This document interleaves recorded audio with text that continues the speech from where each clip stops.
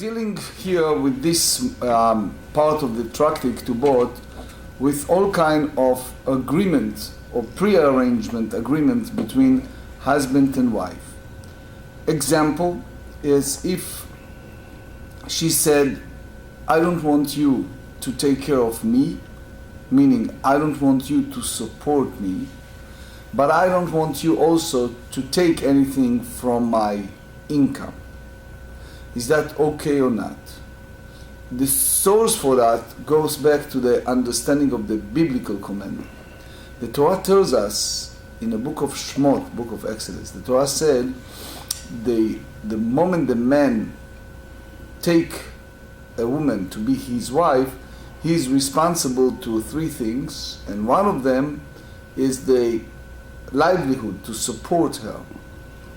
Now, the big question is that mean biblical or rabbinic in the sense of the support? How far you go with this manner of support? Does that mean that in any case, under any circumstance, he needs to support her? Or if there is agreement, especially if the income is so different, in the modern days we call it breadwinner.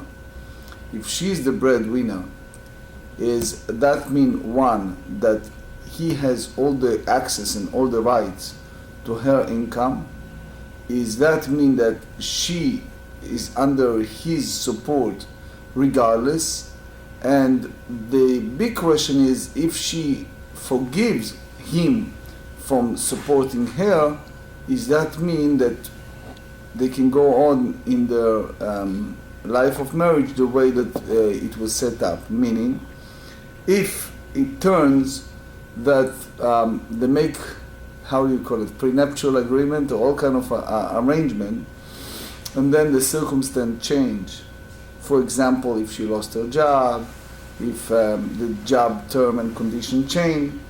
So the question is that okay or not? Another question we're going to deal with is the precondition for something that didn't happen yet in the world. For example, if she's in the process of conversion and he said to her, you betrothed to me, good morning, so good to see you. So you betrothed to me with the condition that when you finish the final conversion, I'll marry you. Is that acceptable or not to make this type of preconditions? So we are on the top of page 58. What we studied yesterday, we said Michde ben Lemar ben Lemar lo achla ma'et benayu ke benayu kibel masar v'alach. So just to finish the subject of yesterday, the idea is, if she was a regular Israel and he is a Kohen, and we explained that there is a period of time between the engagement, the betrothed, and the marriage. Now, if he is a Kohen, she entitled to eat from consecrated item that dedicated only for the Kohen, the moment that they basically marry. But the big question is, if they betrothed, if they just, in our modern days, it's engaged, the question is, can she have an access to consecrated items that belong only to Kohanim? The big fear is that things can change. For example, number one fear, which we mentioned yesterday, is she collects something that is truma, that is a consecrated, and may share it with the brothers, sisters, and others who are forbidden to access to that. Concern one.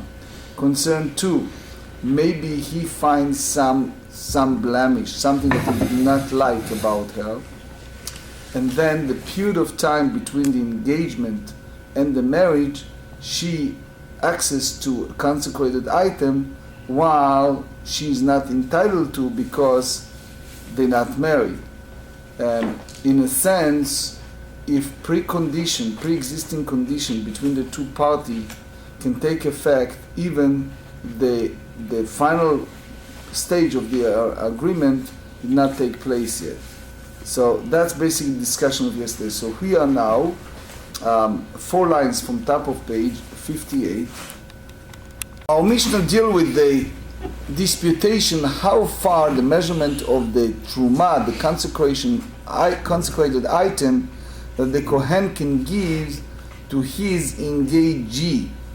So here we are dealing with a case, for example, the chosen, the groom, he made an agreement that from now on we are now engaged, we have a year, for example, for the wedding. So the Mishnah tells us that if between now to the wedding she's under his support, so he can give her from the truma the entire amount, which is the entire size that was committed between them. That's Rabbi Tarfon hold. Versus Rabbi Akiva said no, he needs to give her half chulin and half truma, half consecrated, half not consecrated.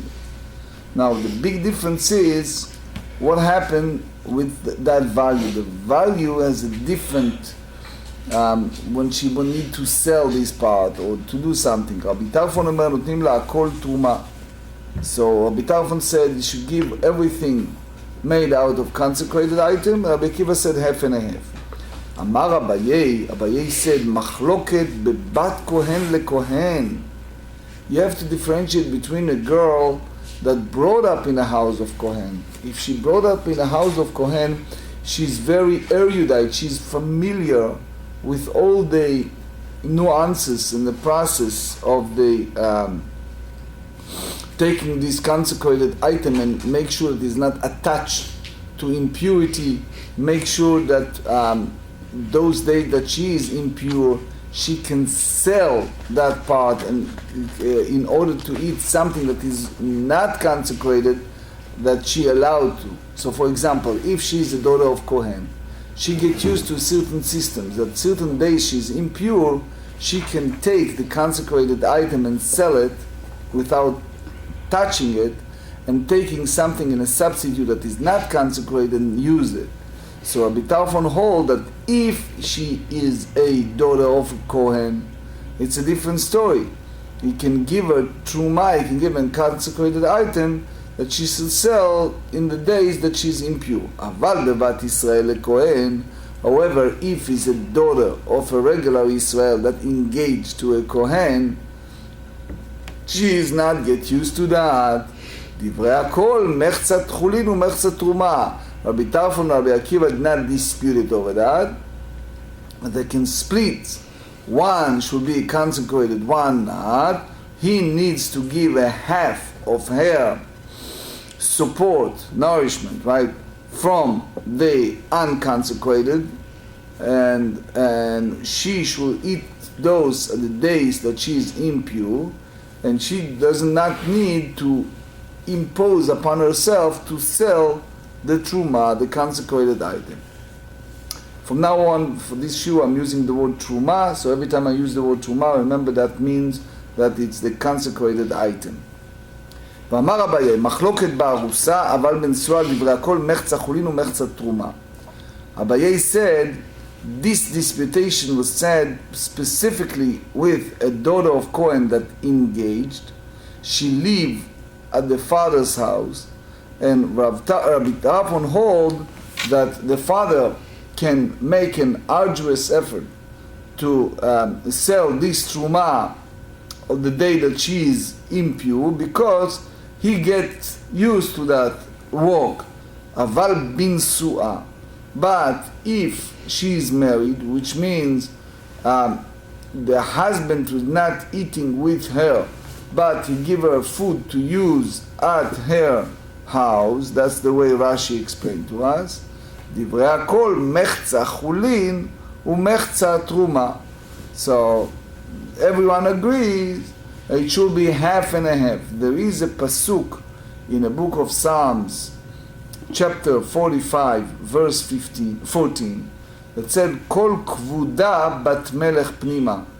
The honor of the daughter of king is internal, which means it's in a way incongruous for a daughter that type of woman to go to a market and start selling the truma. not one that mix up with everyone and try to sell this. So, because she's no longer living, Rashi said, in the parents' house, so her father, her brothers, they are not around to sell this truma for her. Now, Tanya Nameachi, we learn also in the Tosefta, Rabbi Tarfon Omer notnim la hakol truma. Rabbi Tarfon said, no, don't worry, if she engaged, you give her all the part that she can eat, truma. Rabbi Akiva Omer, mechza chulin umechza truma. Rabbi Akiva hold half and a half. As we said, half consecrated, half not consecrated. B'meh dvarim amurim bebat kohen lechohen. As we said earlier, that applied to a daughter of Kohen, that she engaged to a Kohen. But bat Israel a Kohen. If you have a regular fellow, daughter of Israel, that she engaged to a Kohen, she don't know from right to left, she doesn't know much about this, and she doesn't understand, she doesn't necessarily know how to handle or conceptualize the idea of taking a consecrated item, days of purity, days of impurity, not give it to a family member. All these details she's not familiar with what to do and how to do. Divrei hakol mechza chulin umechza truma. So you have to split, half consecrated, half not consecrated. B'meh dvarim amurim. What are you talking about? Ba'arusa, if she's in a stage of betrothed. And we explained several times that we have stages, especially in those days. The couple, meaning the soon-to-be husband and wife, the groom and the bride, they engage, they betrothed, and they schedule later, can be a year from now, can be who knows how long from now, whatever they agreed to marry. So we are now zooming in time in between, that they are not totally married couple in that sense, they're only engaged, aval ben suah. But if they are already married, divrei hakol mechza chulin umechza truma. In this part you see that everyone said, if she's married, you split, half consecrated, half not. רבי יהודה בן מטרה אומר, נותנים לה שתי ידות של תרומה ואחת של חולין. So he holds that you give two pieces, two parts, 2/3 of truma and one unconsecrated item, which means 2/3 of her income, livelihood, has to be from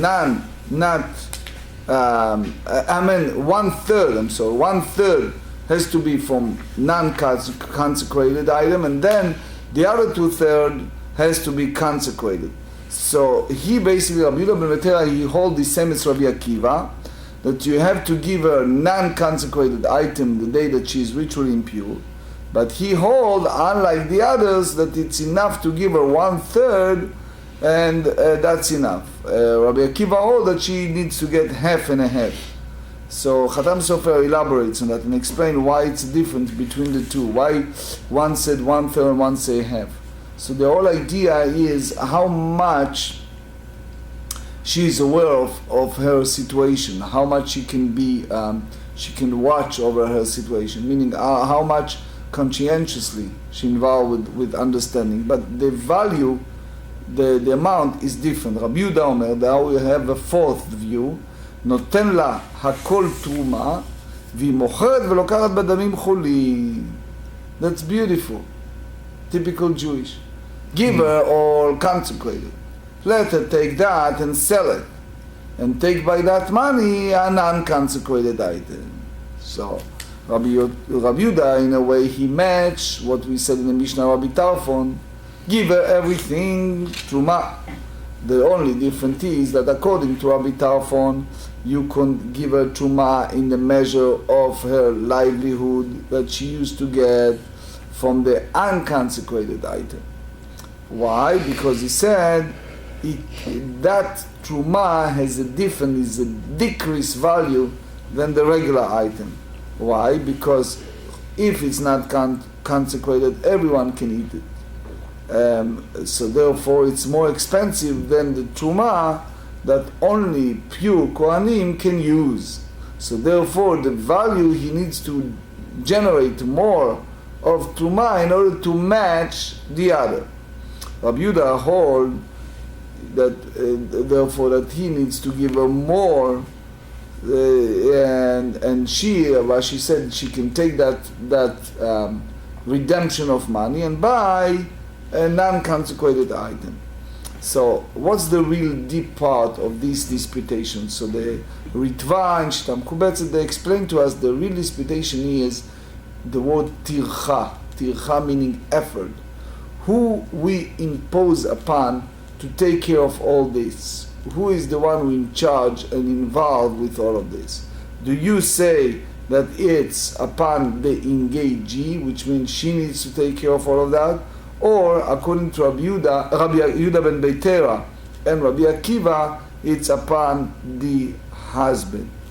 So the whole hassle, the whole headache over that, the effort, who is in one who involved. Now we go to the fifth opinion. רבן שמעון גמליאל אומר, כל מקום שהוזכרה תרומה נותנים לה כפליים בחולין.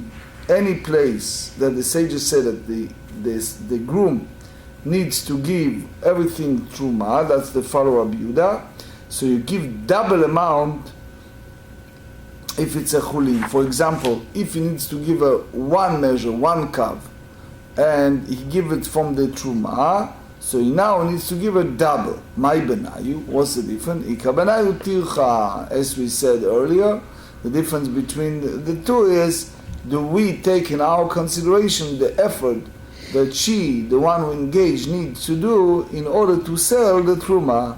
So according to Rabbi Yehuda, the husband give her enough so she can purchase that truma. According to Rabban Shimon ben Gamliel, you need to give a double amount of truma. All right? Why? Because here again, the difference is if it was tircha, if it was an effort or not. According to Rabban Shimon Gamliel, it will be easy for her. There's no need to have any tircha. According to Rabbi Yehuda, yes, you do have some effort involved with all this hassle of selling. Hayavam eno ma'achil betruma. Here we're dealing in a Mishnah in a different case. You have Yavam and Yavama. To refresh our memory, we talk in a situation in the Deuteronomy about a man, let's call him Reuven, that he married Tamar and he passed away, no children. His brother Shimon, he made, which we call Levirate marriage. He married his surviving sister-in-law as a manner of Levirate marriage. He married her. Now, if he is a Kohen, he is not feeding her with the truma. My tama. Why, if she engaged and she not eating the truma from her soon to be husband? She said, Kinyan kaspo amar rachamana. The Torah said in the book of Leviticus, chapter 22, V'chohen ki yikne, when the Kohen acquired nefesh, Kinyan kaspo yochal bo. So it means that biblically speaking, the one who engaged can eat from the truma because it's part of quote unquote Kinyan kaspo, the acquire of his assets of the engagee. And what's so one is Kinyan kaspo, v'hai Kinyan de achivu, because let's face it, she is basically in a way belongs to his brother, but unfortunately his brother is no longer among the living, so therefore she cannot eat the truma, because as we said again, it's an in-between situation, right? So it's a disputation among the early sages, Rishonim, that prohibition is rabbinic or biblical. According to Rashi, is a biblical. According to those who disputed him, it's rabbinic. Asta shisha chodashim bifnei haba'al. So if she was 6 months the husband and 6 months with the Yavam, so she's even missing 1 day, the Mishnah said she's not in the Truma. Hashta bifnei haba'al amart lo, even she is staying for 12 months with the husband, you said that biblically speaking, she considering Kinyan Kaspo, and said that she's not eating from truma bifnei yavan mibaya. So you need to say that even most of the time in the year, she's with the yavam, which is the third situation. She's not considered totally a kinyan kaspo, so she's not eating the truma. So this so zo ven tzarich lomar zo katane. Mention this, and you don't need to mention the others. Zo Mishna Rishona, now with the next part of the Mishnah, that if you have the arusa, the engagee, and she reached the time of the marriage, so she can eat the truma. And then you have the other bedin that said she could not eat the truma until she reached the time of the chuppah. My tama, why the second bedin disputed the first one? Amar Ula v'itema Rav Shmuel Bar Yehuda mishum simfon. So let's refresh our memory what we studied yesterday. The fear is that maybe while they engaged, he gave her the food that is consecrated. Again, let's make sure that we all understand. Reuven engaged Tamar. Tamar is Israel. Reuven is a Kohen. He engaged her. Now she's eating truma. Several months passed by. And while watching her eating truma, he noticed that it's a missing finger. Right? He noticed that she has some blemish he didn't like. So he made up his mind, he's not going to marry her. Goodbye. Divorce. Goodbye. Now what is our problem? Our problem is, in a retroactive act, if they are not really a married couple, she was in violation for eating truma at that period of time. Right? So that's the reason why the second Beit Din said that as long as they're not totally married, she cannot eat from the truma. So the question is, yes, Gilbert. Is the Kohen not in violation too because he's the one give her it? The whole point is that they are considering a couple the moment they engage in some ways. Yeah, but they're not married yet, so she should be eating the first Beit Din, it's a good point. The first Beit Din hold that they said that there's a dispute. There's dispute. The second Beit Din said yes, that as long as they're not married, they cannot do it. The first Beit Din said no.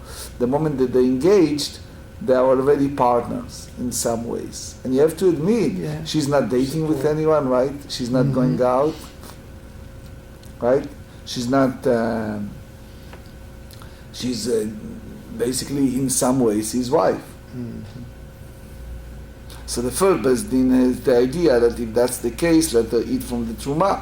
She's going to be wife of the Kohen. So the big question is, like Gilbert asked, so why the Beit Din, the first one, allowed the engagee to eat from okay, let's make sure that we understand. They engaged, for example, at the first day of month of Tishrei, Rosh Hashanah. Eve of Rosh Hashanah they engaged. They agreed to be married in a year. A year passed, they did not get married. Yet. The first Beit Din said the moment that the date of their schedule to be married took place,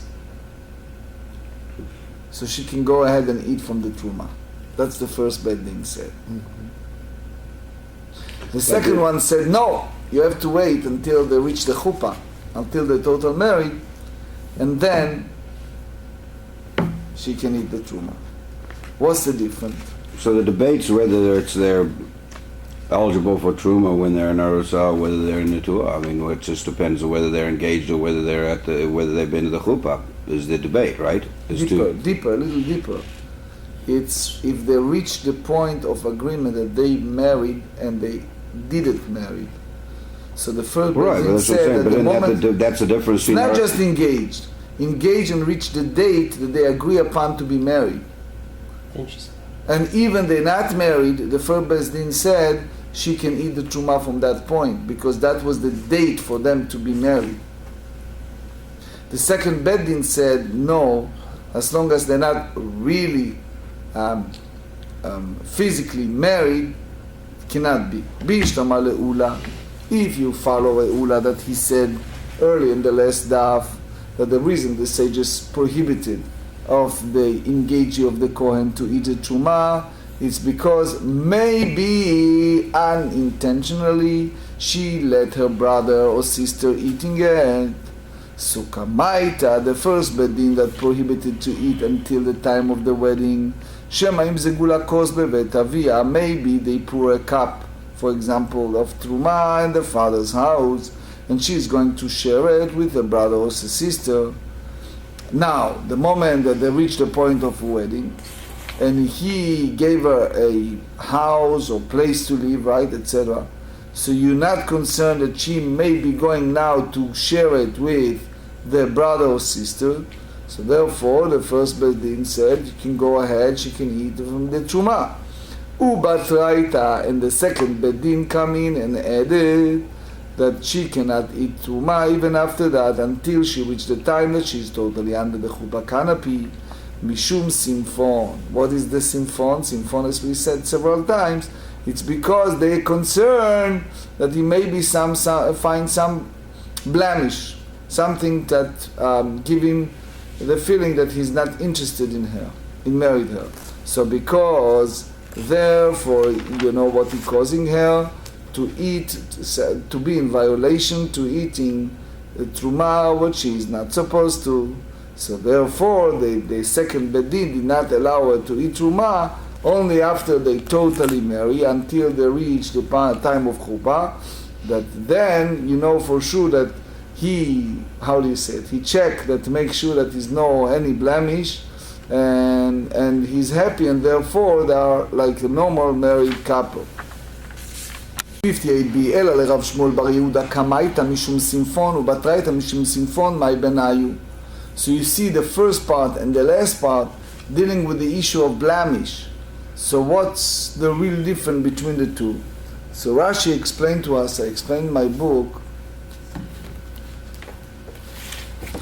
כלומר, מה ראו ראשונים להתירה משהגיע הזמן ואילך, ומה ראו אחרונים לומר עד שכנס לחופה. Rashi have an issue of all this concept of my benayu. What exactly concern they have at the time of the first decree and the second decree? The appearance, the way I understand this Rashi, this Gemara, is that the sages at the first stage, they have in a way less concern. The first stage was just a concern of that they are serious about getting married and they get the date of the wedding. And the concern was basically about the brother or sister that they may eat, to make sure that if they designate the date, it's already she have her own locations, so it's a different story. But the second one came in and said, look, you never know up to the last moment he can back out. So they said, "Ikabenayu bdikat chutz." Mai savar bdikat chutz shma bdika, or ma savar bdikat chutz lo shma bdika. So, which means that there is a different the relative of the groom checking her. There's a few explanation what happened and how it happens. But the fear is that we call it mum pnimi. There is some blemish, for the best term, that is internal, you don't see it. And then if he heard about it, he is basically retroactively abrogated his commitment to marry her, and therefore she ate truma while she's in violation. So there is a big discussion among the early sages, Rishonim, is that bdikat chutz tkeifa, if you're checking her from that manner, if that's valid claim. So in short, as long as they're not reaching the chuppah, she cannot eat from that truma. Now, the next Mishnah, it's based on the previous Mishnah on page 46b, dealt with the idea that the husband, needs to commit himself to support his wife, and she in exchange needs to give her income to him. For sure, we're not dealing with the United States that they have two separate bank accounts, right? And it's a lot of things going on, right? Right. Here the Mishnah speaks about a real, true people that honest with each other, and they're dealing with a person that he basically declared that what she have income, it's his, which means can be a lot of circumstance. For example, simple case, even in the modern days, she said, I want you to sit and study, I'll go to work for at least a year, 2 years. Is that acceptable, not acceptable? It's all kind of situation that she's the breadwinner, and so makdish maaseh yedei ishto, which means she does something for him. And he said he consecrated whatever income she brought, harei zo osa ve'ochelet, because that's not in effect, so she can continue on and eat it.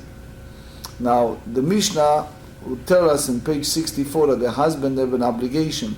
He needs to give, it's called ma'a kesef. He needs to give her X amount of money in a weekly basis for all her expenses, in addition to regular food that he have to support her.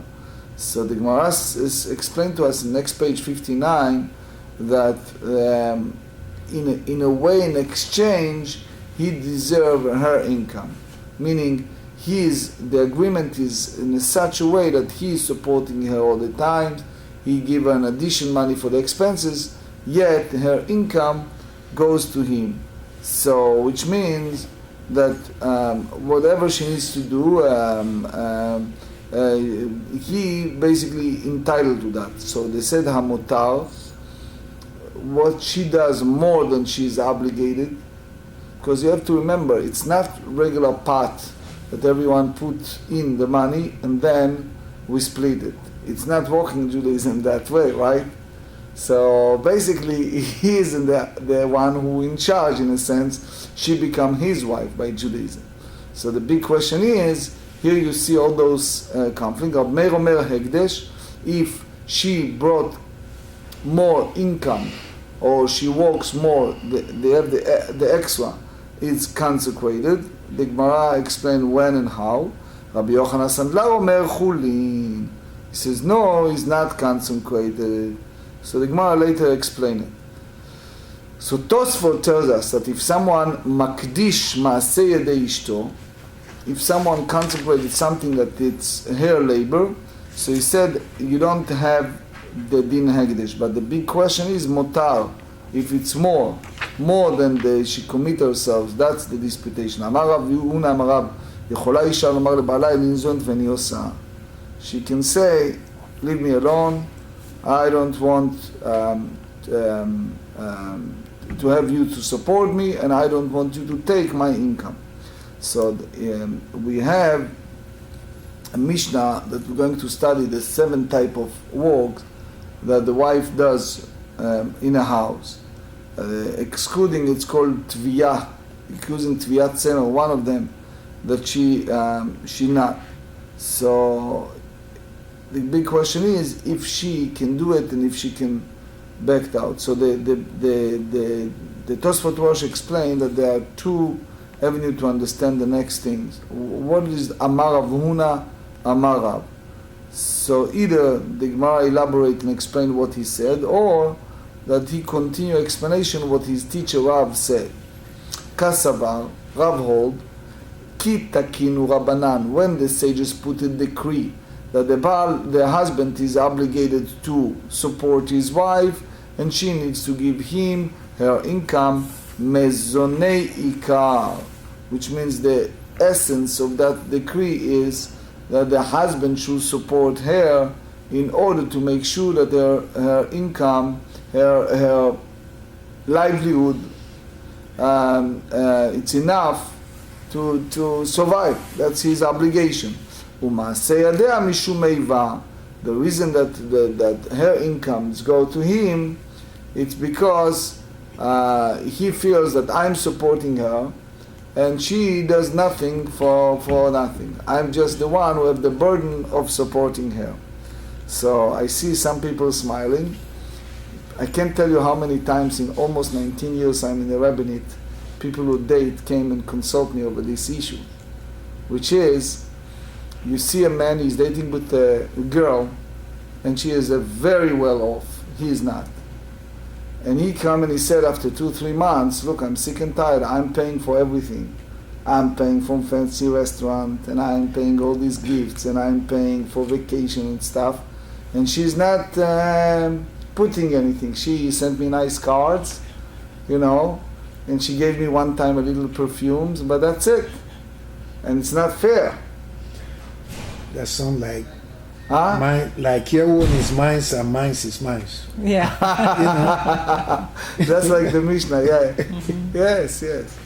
Anyway, so it's a disputation among the early Rishonim, the early rabbis, if a woman said so, which means, look, I have my income, and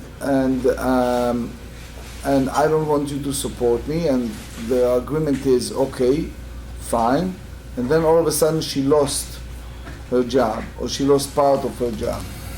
So the big question is, can he say, okay, we have an agreement, I'm not supporting you, leave me alone? Is that okay or not? Because the whole idea is when she came originally and she said, I don't want you to support, it was because she make her own income. If now her income changed, if the whole session need to be brought back or not, it's a discussion. Okay, so they said, וכי אמרה איני ניזונת ואיני עושה רשות בידה. So again, it's a disputation if the situation, the circumstance change, if that obligation remain, in which way? מתי ותקנו מזונות תחת מעשה ידיה. Which means the big question is, this takana, this decree is for him or for both, because they can claim that it's not for you, that decree, it's not for the wife.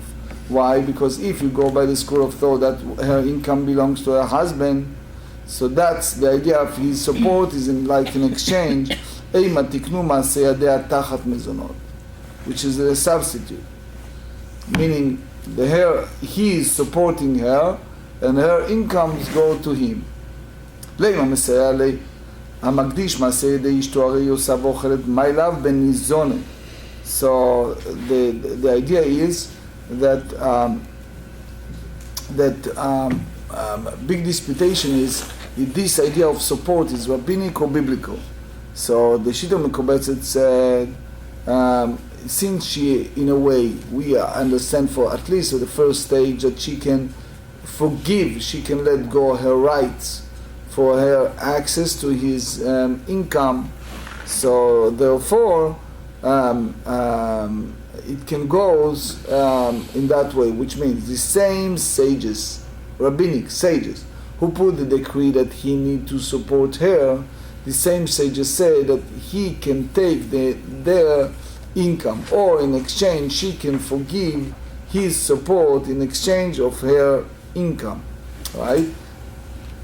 Lo sheina nizonet, meaning the husband is not bringing income. God forbid he lost his job, right? So he cannot support her. So therefore he has no right over her income, and he cannot consecrate it. So meaning if he was rich and he wants to support her, so he will have entitled to her income, even he's not wished to. And therefore the consecrated the Hekdesh will take an effect, unlike the Rav's view. אי בשינה ניזונת מאי לממרה, אפילו למאן דאמר יכול הרב לומר לעבד עשה עמי וניזנך, הנמי לעבד כנעני דלא כתיב עמך, אבל עבד עברי דכתיב עמך, וכל שכן לאשתו. So you learn from this manner of servant that he can that he have no access to her income, and therefore he cannot consecrate it. So meaning the Mishnah dealing with the husband that he can support her and he wished to, but she refused to get his support. So therefore he has no access to consecrate her income. You see a lot of applications. When I was a rabbi in New Jersey, people knock the doors and want donations. He, for example, is a breadwinner, a big doctor, big whatever, MD, PhD from Harvard, that guy. And his wife, no names because some people here know her, she gave endless money to all tzedakah organization. He came once to my office, all upset. And he said, she's cutting half of my income for all these places, all these rabbis that knock our doors and give. And I never agreed to all of that. Big problem. Because her, by halacha, her access to his income is to support her, meaning food, clothing, whatever she needs. But if she is such a spendthrift, infatuated, and she have this feel-good feeling that everyone who knocked the door, here's $500, right? And the husband never agreed to that. He was not so religious. He's not so agree to that. I told her, I said, you can't continue on this way. It's not in accordance to halacha. So the whole idea of access to another party without their full consent is an issue, right? It's not as simple as you think. Seifa is tzrich lei, mutar, Rab Meir omer hekdesh, Rabbi Yochanan Sanla omer chulin. So the Gemara explain later what does that mean motar. פליגה דריש לקיש, דאמר יש לקיש, לא תימא תמא דרבי מאיר. תוספות ראש said that the Meir is the same as the ברייתא.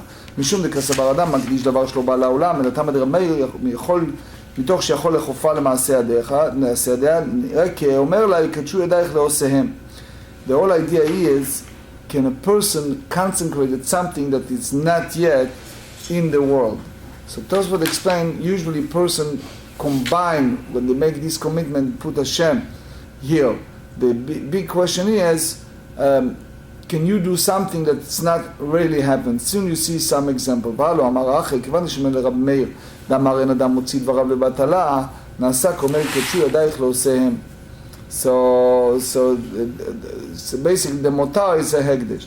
וסבר רב מאיר, אין אדם מקדיש דבר שלו בעולם, והתניא אומר לה, ישרת מקודש לי לאחר שהתגייר, a person is not Jewish. And he said to her, you consecrated me, you betrothed to me after I complete my conversion, or vice versa, או לאחר שתתגיירי. She's not Jewish yet, and the Gemara in Kiddushin 68 said that if it was a precondition, meaning it was set up between them, that when they going to get married, when he or she complete the conversion, לאחר שהשתחרר, after I will release from my captivity, לאחר שתשתחררי, after you release from captivity, לאחר שימות בעלך, after your husband will pass, I'm going to marry you. You ever heard that? Or שתמות אחותך, I'm going to marry you after your sister will pass. או לאחר שיחלוץ לך יבמך. רב מאיר אומר מקודשת. רב מאיר said yes, it's a matter of kiddushin, it's a matter of betrothed, even it's something that didn't happen yet. So here you see the opposite of Meir hold the other way around, that a person can consecrate it, can make a commitment for something that didn't yet happen in the world. So the Gemara responded, said, from there we learn that the person can consecrate something that not yet in the world, but Reish Lakish meant to say that here from our Mishnah, that Meir hold that motar, whatever left in her hand, is consecrated. You cannot prove that the person can consecrate something that is not yet in the world. It's in Hebrew you call it kaf hadimyon, naasa ke'omer la. It's like saying to her. So they said in Hebrew there is a word called kamea. Kamea is like emulate. Kamea, it's like Israel used to say kemo mea. Kemo mea meaning the same idea of the shtar mea, the bill of 100. It's in effect, that's the kamea. This is a story about a scholar in old Europe. So he published books and he needs to make a living, so he went to different places to sell. It was a guy, a farmer. He saw him his book, and he saw him taking the milk from his cow, and then he noticed that it was a big jar of milk, and he take this fellow scholar book and he put it at the top of the jar. He says, why are you doing that? He said, I want to make sure that the cat will not jump in and drink from the milk. So he's saying Yiddish, King Solomon, Shlomo Melech said in the book of Proverbs, He said, "Asos farim ein ketz." You make a person increase and make a lot of books. So in Yiddish, ketz, in kuf, it's also ketzale. You know what was ketzale in Yiddish? It's a cat, right? It's a cat. Anyway, so the Shla Kadosh, they explained, they said, "V'ten chelkenu b'toratecha." We pray every day that our share, you make our portion within you Torah. So the Shla Kadosh said that it's an obligation to everyone to write and to distribute the Torah to the world. The Sefer Hasidim said something scary. He says that it's expedites the salvation, expedites the time of messianic time if a person should publish it. Balatanya said that Hashem granted to every single person a special gift of chidush, of something that is not familiar, he doesn't know, and it's only for him to go. If he's not putting in writing, then he is missing an opportunity for himself and for the whole world. Therefore, it's an obligation to publish whatever you can, if this is basically distributed more Torah to the world.